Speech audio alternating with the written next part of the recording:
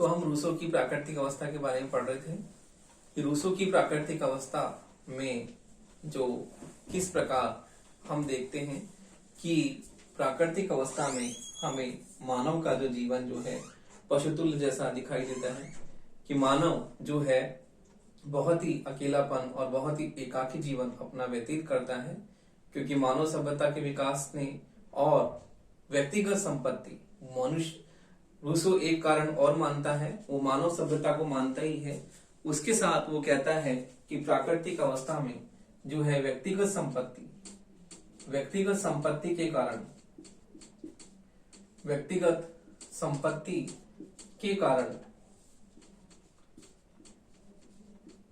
के कारण मानव जो है स्वार्थी हो जाता है। मानव जो है स्वार्थी हो जाता है। मानव स्वार्थी हो जाता है और समाज में चोरी डकैती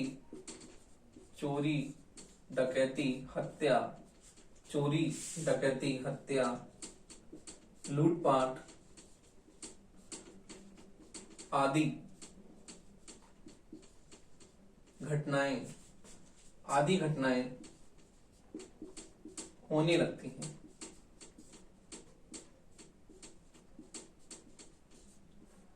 देखिए, इस प्रकार रूसो कहता है कि प्राकृतिक अवस्था में मनुष्य को बिल्कुल पशुतुल्य व्यवहार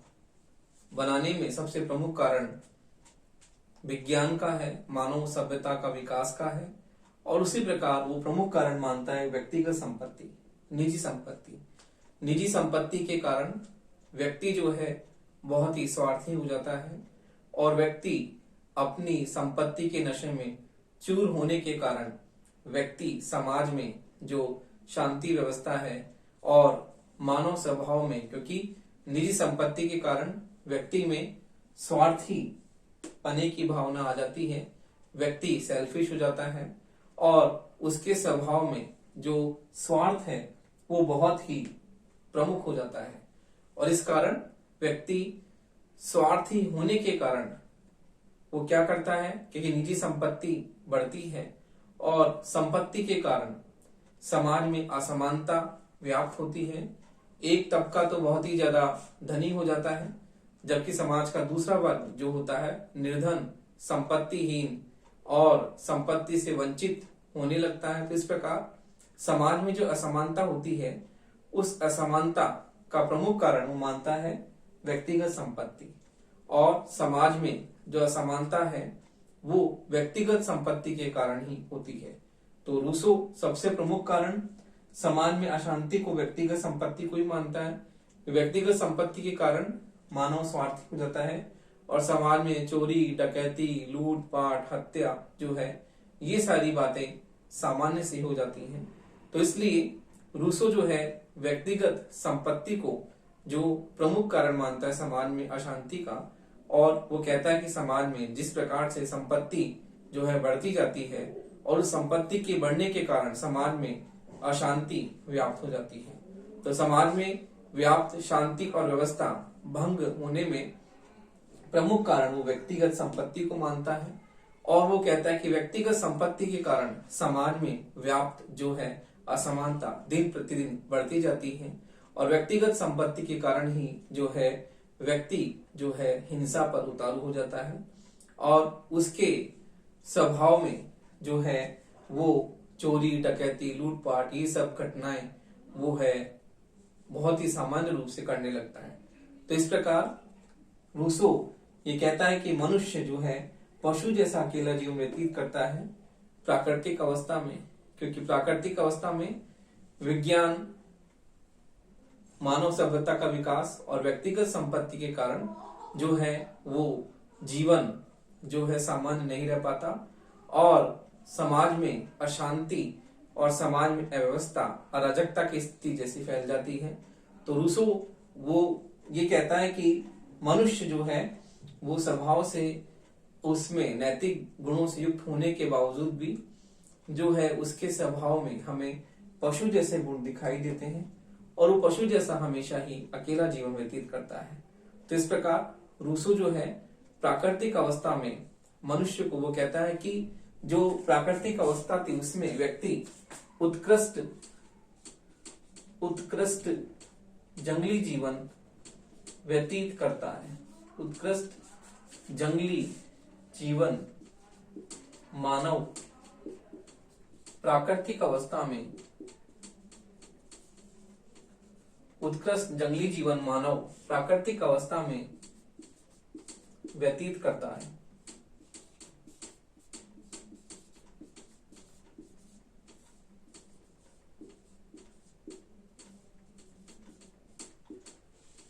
तो देखिए इस प्रकार जो है मनुष्य व्यक्तिगत संपत्ति के कारण जब समाज में अशांति और अव्यवस्था का बोलबाला हो जाता है और एक व्यक्ति दूसरे व्यक्ति का खून का प्यासा हो जाता है, क्योंकि समाज में व्यक्तिगत संपत्ति के कारण व्यक्ति जो है एक दूसरे के प्रति हिंसा करने से नहीं चूकता है और इस कारण वो कहता है कि मानव उत्कृष्ट जंगली जीवन जो है इस प्राकृतिक अवस्था में व्यतीत करता है। उत्कृष्ट इसलिए कि मानव जो है सद्गुणों से युक्त है, उसमें नैतिकता है, उसमें दैवीय गुण है, लेकिन उसके साथ ही जो समय ने और परिस्थितियां जो समाज में व्याप्त होती हैं उन परिस्थितियों के कारण मानव का स्वभाव जो है स्वार्थी हो जाता है और मानव जो है अपना जंगली जीवन यानी बिल्कुल अकेलापन एकाकी जीवन वो व्यतीत करता है, क्योंकि समाज में अशांति व्याप्त हो जाती है और इस अशांति का प्रमुख कारण जो है मानव सभ्यता का विकास, विज्ञान और प्रमुख कारण व्यक्तिगत संपत्ति को मानता है। तो इस प्रकार प्राकृतिक अवस्था में मानव को वो उत्कृष्ट जंगली जीवन कहता है कि वह व्यतीत करता है। तो देखिए अब प्राकृतिक अवस्था के बारे में के बाद में आपका जो रूसो का अगला जो है वो पॉइंट है वो है सामाजिक समझौता सिद्धांत। तो देखिए रूसो का सामाजिक समझौता सिद्धांत की विशेषताएं देखते हैं कि रूसो के सामाजिक समझौता सिद्धांत की क्या विशेषताएं हैं।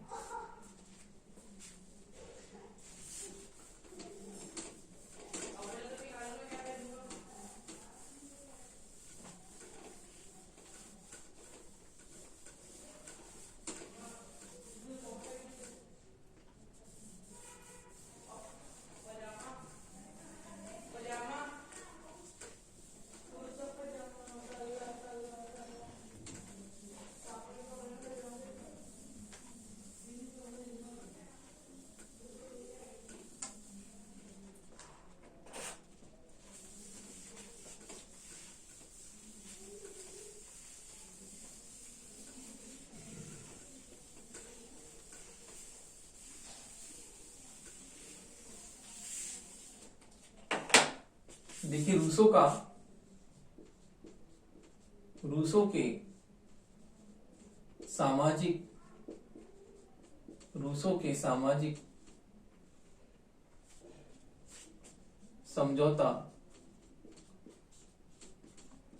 के सामाजिक समझौता सिद्धांत की विशेषताएं।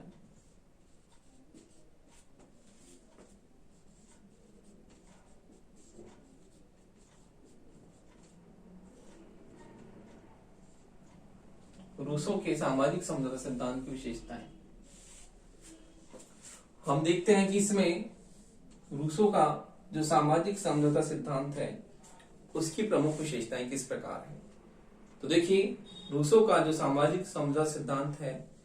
वो समझौता दो प्रकार से होता है, एक प्रकार से व्यक्तिगत और दूसरा जो है सामूहिक। तो देखिए रूसो दो समझौते की बात करता है कि रूसो के अनुसार जो है सामाजिक समझौता दो प्रकार का होता है। तो देखिए पहला पॉइंट है इसका कि रूसो अपने सामाजिक समझौता सिद्धांत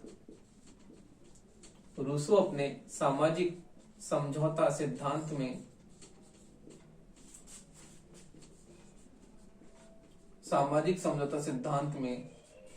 दो प्रकार के समझौते की बात करता है। दो प्रकार के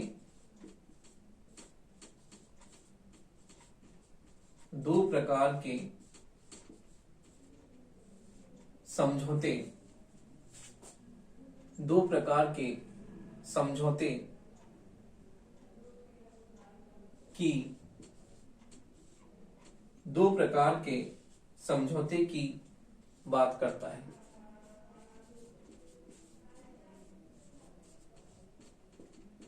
पहला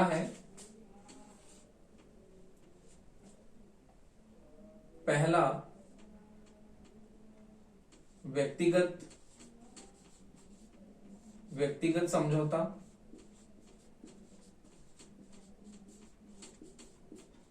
और दूसरा है सामूहिक समझौता।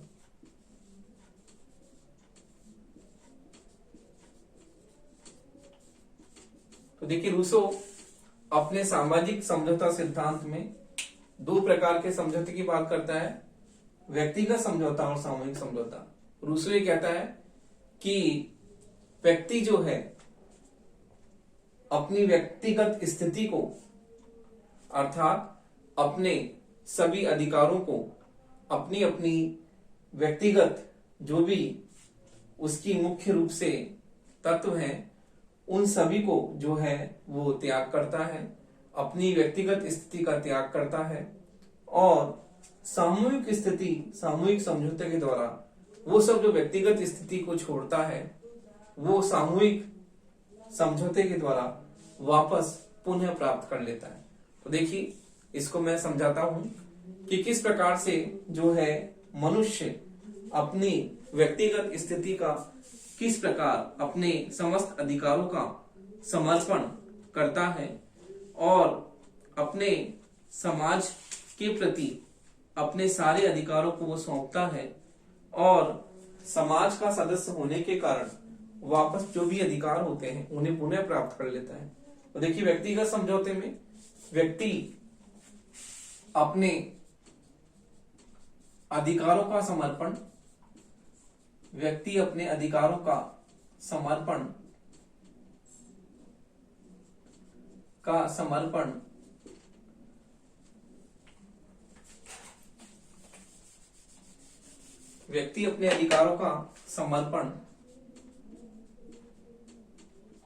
समाज को करता है,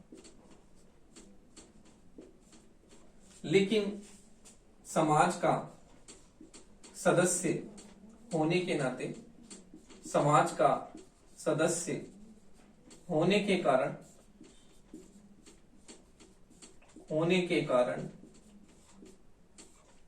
समाज का सदस्य होने के कारण अपने अधिकारों को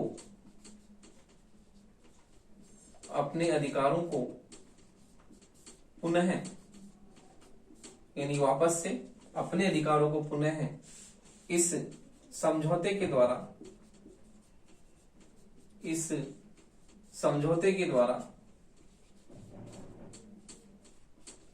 प्राप्त कर लेता है। इस समझौते के द्वारा प्राप्त कर लेता है। देखिए, रूसो ये कहता है कि समझौते दो प्रकार से होते हैं,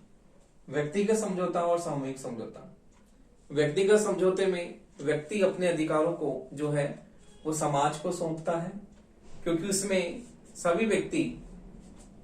तुम सभी अपने अधिकारों को समाज को सौंपोगे, और समाज का सदस्य होने के नाते पुनः वापस जो है वो व्यक्ति को अपने अधिकार मिल जाते हैं, क्योंकि व्यक्तिगत स्थिति में व्यक्ति अपने अधिकारों का त्याग करता है व्यक्तिगत समझौते के द्वारा, जबकि सामूहिक समझौते के द्वारा, क्योंकि सामूहिक समझौता समाज के प्रति व्यक्ति अपने अधिकारों को सौंपता है, लेकिन जब सामूहिक समझौते में व्यक्ति समाज का सदस्य है, और इस कारण से सामूहिक समझौते के द्वारा वो अपने जो अधिकारों को उसने समाज को सौंपा है, वो समाज का सदस्य होने के कारण वापस उन अधिकारों को प्राप्त कर लेता है। तो व्यक्तिगत समझौते का मतलब व्यक्ति अपने अधिकारों का त्याग करता है समाज के प्रति, और सामूहिक समझौता जो सभी लोगों के बीच होता है सभी समाज के सदस्य मिलकर समझौता करते हैं कि हम अपने अधिकारों को जो है, हमने अपने अधिकारों को त्याग किया है, तो ये जो है राज्य जो है वो क्या करेगा, हमारे अधिकारों की रक्षा करेगा। तो इस प्रकार से सामूहिक समझौते के द्वारा व्यक्ति अपने अधिकारों को पुनः क्या कर लेता है, प्राप्त कर लेता है। तो इस प्रकार से रूसो जो है वो दो प्रकार के समझौते की बात करता है। इसी प्रकार से इस समझौते के द्वारा व्यक्तिगत स्वतंत्रता जो है वो सीमित नहीं होती है।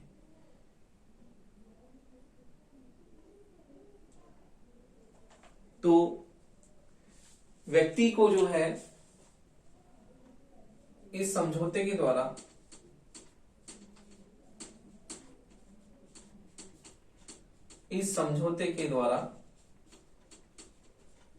व्यक्ति की असीमित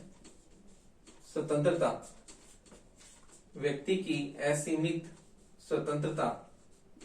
समाप्त नहीं होती। व्यक्ति की असीमित स्वतंत्रता समाप्त नहीं होती है।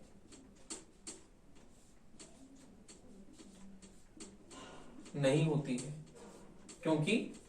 हम पढ़ेंगे कि रूसो की सामान्य इच्छा जो है, आगे आपका टॉपिक सामान्य इच्छा का आएगा, उसमें मैं बताऊंगा कि रूसो जो है सामान्य इच्छा को निरंकुश मानता है, असीमित मानता है, अमर्यादित मानता है। लेकिन सामान्य इच्छा क्या है,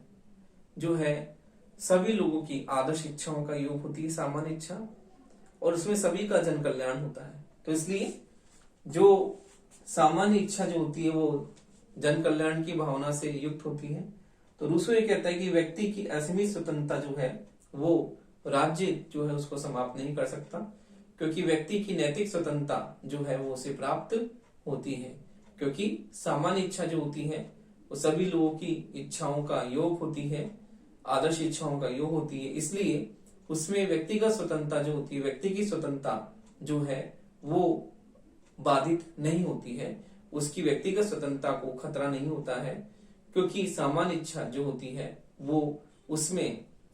प्रत्येक व्यक्ति की आदर्श इच्छाओं के योग से मिलकर वो बनी होती है, और उसमें व्यक्तिगत स्वतंत्रता व्यक्ति की सुरक्षित होती है। तो देखिए इस प्रकार से जो है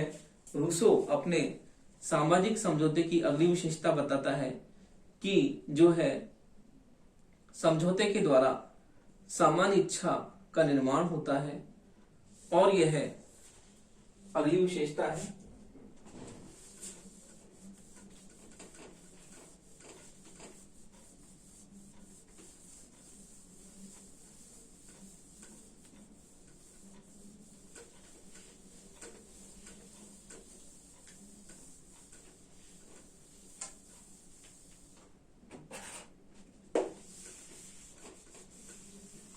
अगला पॉइंट है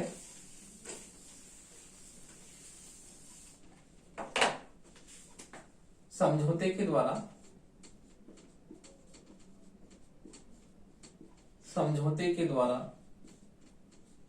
सामान्य इच्छा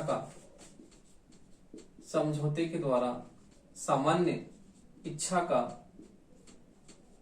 निर्माण होता है। समझौते के द्वारा सामान्य इच्छा का निर्माण होता है, और यह सभी व्यक्तियों के लिए सर्वोच्च होती है, और यह सभी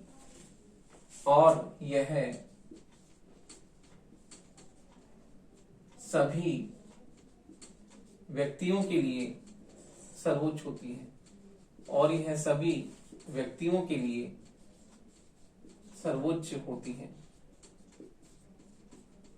सभी व्यक्तियों के लिए सर्वोच्च होती है।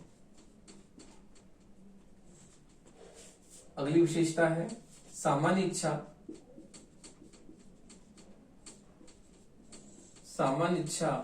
सदैव न्याय संगत एवं न्याय युक्त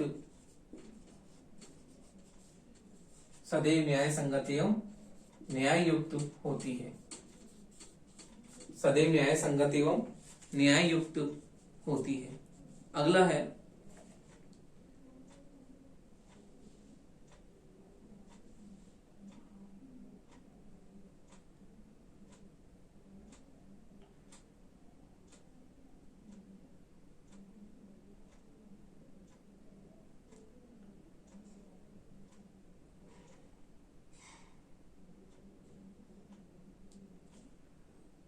तो देखिए इस प्रकार रूसो कहता है, अगला विशेषता है कि इस समझौते के द्वारा व्यक्ति की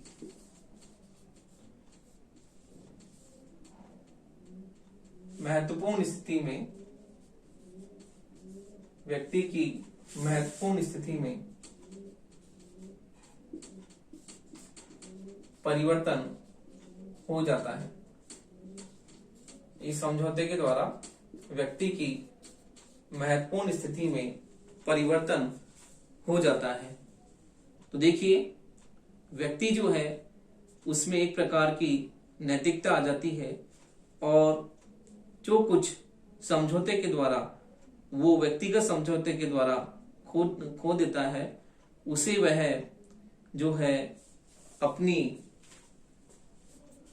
सामूहिक समझौते के द्वारा उसे पुनः प्राप्त कर लेता है। तो इस प्रकार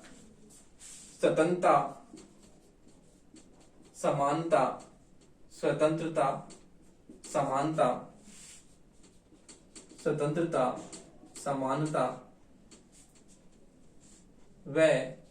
अधिकार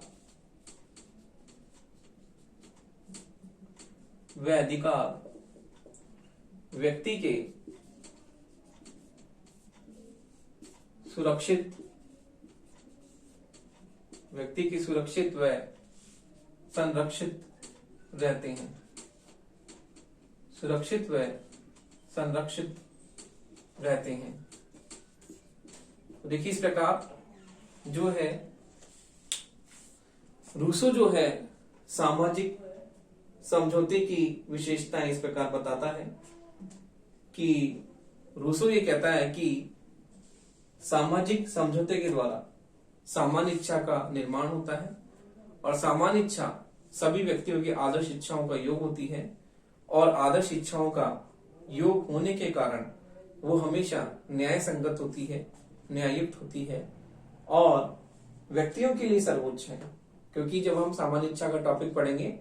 तो हम पढ़ेंगे सामान्य इच्छा निरंकुश, असीमित, अमर्यादित, सर्वोच्च होती है और सामान्य इच्छा का पालन करना सभी लोगों के लिए बाध्यकारी होता है। तो देखिए रूसो की सामान्य इच्छा का सिद्धांत जब हम पढ़ेंगे, जब उसमें हम देखेंगे किस प्रकार से रूसो अपनी सामान्य इच्छा का किस प्रकार से उसको वर्णन करता है और रूसो की सामान्य इच्छा जो है वो सदैव सर्वोच्च और निरंकुश होती है। तो देखिए रूसो ये कहता है कि सामान्य इच्छा का निर्माण व्यक्ति की आदर्श इच्छाओं का योग से होता है और ये सभी व्यक्तियों के लिए सर्वोच्च होती है। सर्वोच्च का मतलब राज्य की दंडात्मक शक्ति से युक्त होती है और राज्य क्या है, सर्वोच्च संस्था है और राज्य के आदेशों का पालन करना सभी व्यक्तियों के लिए क्या है, बाध्यकारी है। तो इसलिए रूसो ये कहता है कि सामान्य इच्छा सदैव क्या है, सर्वोच्च होती है। अगली विशेषता उसने बताई सामाजिक समझौते की रूसो की कि सामान्य इच्छा सदैव न्याय संगत एवं न्याययुक्त होती है। तो देखिए रूसो ये कहता है कि सामान्य इच्छा सदैव जो है न्याय संगत एवं न्याययुक्त होती है, क्योंकि रूसो का जो सामान्य इच्छा जो है वह सभी की आदर्श इच्छाओं का योग होने के कारण वो सब में समान रूप से जो है वो कहता है कि न्याय संगत एवं न्याययुक्त होती है, क्योंकि उसमें किसी के साथ में अन्याय नहीं होता, सदैव वो न्याय की भावना से परिपूर्ण होती है। अगला है विशेषता, इस समझौते के द्वारा व्यक्ति की महत्वपूर्ण स्थिति में परिवर्तन होता है, क्योंकि व्यक्ति जो अपनी व्यक्तिगत स्थिति में जो खो देता है, अपने अधिकारों का समर्पण समाज को कर देता है, वो वापस सामूहिक समझौते के द्वारा जो सभी लोगों के बीच होता है, उस सामाजिक समझौते के द्वारा जो उसने खोया होता है, अपने अधिकारों का जो परित्याग करता है, वो परित्याग वो समाज को सौंप देता है तो समाज का सदस्य होने के कारण वापस उसे वो अधिकार पुनः प्राप्त हो जाते हैं, क्योंकि सामूहिक समझौते के द्वारा एक समझौते के दो स्वरूप बताए हैं, व्यक्तिगत और सामूहिक। तो व्यक्तिगत स्थिति में व्यक्तिगत समझौते के द्वारा जो जो कुछ वो होता है वो वापस उसे सामूहिक समझौते के द्वारा पुनः प्राप्त हो जाता है, क्योंकि सामूहिक समझौते के द्वारा मनुष्य जो है समाज का सदस्य बन जाता है। तो देखिए इस प्रकार से उसकी जो स्वतंत्रता समानता अधिकार जो है वो संरक्षित होते हैं, क्योंकि सामान्य इच्छा क्या है, सर्वोच्च है, और सामान्य इच्छा सदैव न्याय संगत होती है, वो सदैव न्याय से युक्त होती है। तो इसलिए रूसो जो है वो ये कहता है कि स्वतंत्रता समानता और अधिकार व्यक्ति की क्या है, सुरक्षित और संरक्षित है, क्योंकि सामान्य इच्छा जो है वो आदर्श इच्छाओं से मिलकर बनी होती है और वो सदैव न्याय संगत होती है। तो इस प्रकार रूसो का जो सामाजिक समझौता सिद्धांत हम देखते हैं कि इस प्रकार रूसो अपने सामाजिक समझौते के द्वारा दो प्रकार के समझौते की बात करता है, और इस प्रकार रूसो अपने सामाजिक समझौते सिद्धांत में जो व्यक्ति अपनी व्यक्तिगत स्थिति को अपने खो देता है अपने व्यक्तिगत समझौते के द्वारा, वापस वो उसे जो है पुनः उसकी स्थिति जो है उसे प्राप्त हो जाती है सामूहिक समझौते के द्वारा। तो इस प्रकार रूसो का जो सामाजिक समझौता सिद्धांत हमें हॉब्स और लॉक के सामाजिक समझौते के सिद्धांत से हमें बिल्कुल जो है अलग सा देखने को मिलता है, कि इनमें हमें भिन्नता दिखती है कि लॉक भी जो है दो प्रकार के, लॉक से समीप है, लेकिन लॉक भी दो समझौते की बात करता है, हॉब्स एक ही समझौते की बात करता है। तो हॉब्स से तो हमें बिल्कुल विपरीत दिखाई देता है, लेकिन लॉक से हमें जो है रूसो के विचारों में समानता देखने को मिलती है, क्योंकि रूसो भी दो प्रकार के समझौते की बात करता है, और रूसो का सामाजिक समझौता सिद्धांत जो है वो व्यक्ति जो अपनी व्यक्तिगत स्थिति को अपने व्यक्तिगत समझौते के द्वारा जो होता है वो वापस पुनः सामूहिक समझौते के द्वारा समाज का सदस्य होने के कारण उसे पुनः प्राप्त हो जाता है।